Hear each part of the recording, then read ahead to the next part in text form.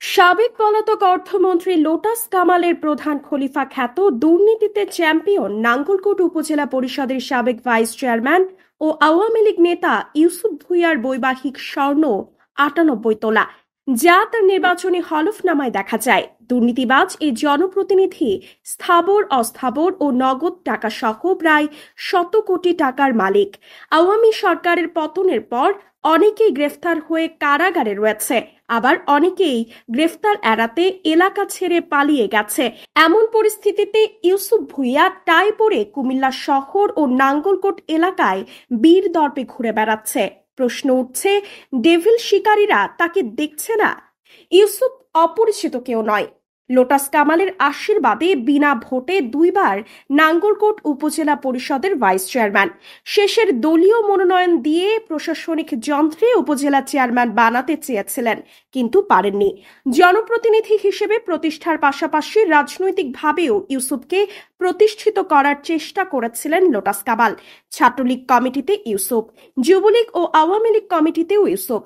আওয়ামী লীগ সংগঠনের গঠনতন্ত্রকে উপেক্ষা করে লোটাস কামাল তাকে উপজেলা আওয়ামী লীগ ও যুবলীগের সেক্রেটারি পদে অধিষ্ঠিত করেছেন।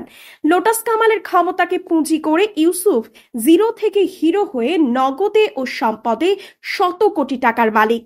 ঠিকাদারিতে তার একচেটিয়া আধিপত্য।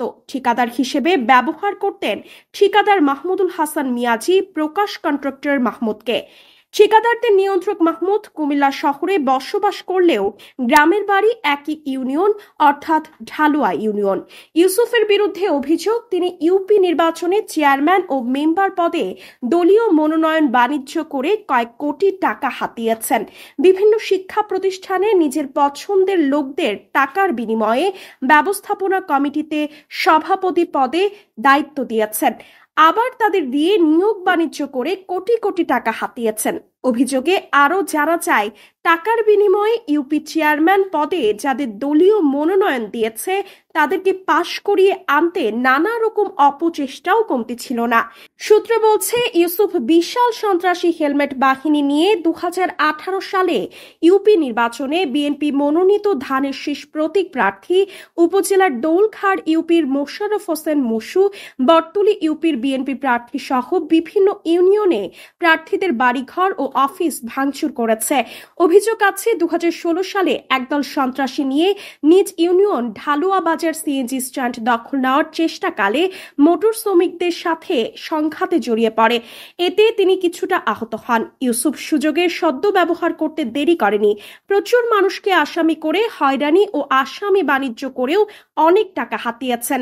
অপারেশন ডেভিল হান্ট চলমান, কিন্তু ইউসুফ আওয়ামী লীগ ক্ষমতা আমলে যেভাবে ঘুরে বেড়াতো, এখন আগের চেয়েও বীর দর্পে ঘুরে বেড়াচ্ছে। তাকে দেখা যাচ্ছে বিভিন্ন আচার অনুষ্ঠানে। গত কিছুদিন আগেও রাজধানীর একটি কমিউনিটি সেন্টারে কুমিল্লা বিশ্ববিদ্যালয়ের সাবেক ভিসি, যুবলীগ নেতা ইমরান কবিরের ছেলের বিয়ের অনুষ্ঠানে স্যুট বুট কোট টাই পরে ভুরি ভোজ করেছে। ১৯৮৩ সালে জন্ম নেওয়া ইউসুফ ঢালুয়া মাদ্রাসা থেকে ১৯৯৭ সালে ম্যাট্রিক ও হোমনাবাদ কলেজ থেকে ১৯৯৯ সালে মানবিকের 3rd ডিভিশনে পাশ করে অর্থ অভাবে লেখাপড়ার ইতি টেনে শ্রমিক ভিসায় মালয়েশিয়ায় যাবার চেষ্টা করে। টাকার অভাবে যেতে পারেননি। পারিবারিকভাবে অভাব অনটনে থাকা ইউসুফ ভাইস চেয়ারম্যান হয়ে আলাদিনের চেরাগ পেয়ে যান। ভাইস চেয়ারম্যান পদে ২০১৪ সালে প্রথম নির্বাচনী হলফনামায় দেখা যায় তেমন কোনো সম্পদ নেই এবং তেমন টাকার মালিকও না। দ্বিতীয় দফায় নির্বাচনী হলফনামায় আগের তুলনায় একটু বেশি, কিন্তু সর্বশেষ নির্বাচন অর্থাৎ ২০২৪ সালে উপজেলা পরিষদ চেয়ারম্যান পদের হলফনামায় সম্পদের পরিমাণ ১০০ গুণ। প্রমাণস্বরূপ পাশের গ্রাম বায়েরা মৌজায় তার নিজ নামে ক্রয়কৃত সম্পত্তির পরিমাণ ১ একর ২৪ শতাংশ এবং অন্য মৌজায় ১১%, যার বাজার মূল্য ২.৫ কোটি টাকার বেশি।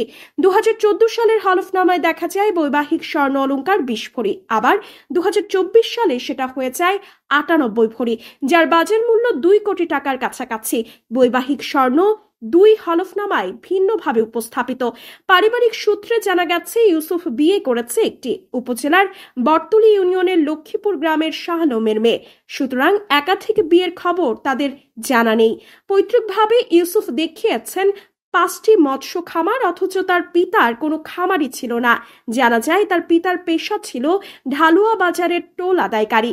ঘোষণাপত্রে আরও দেখা যায় হাতে নগদ 10 লাখ, ব্যাংকে জমা 27,33,000, ইলেকট্রনিক সামগ্রী 1 লাখ, আসবাবপত্র 1 লাখ, দালান, তাও পৈতৃক, যা অবিশ্বাস্য।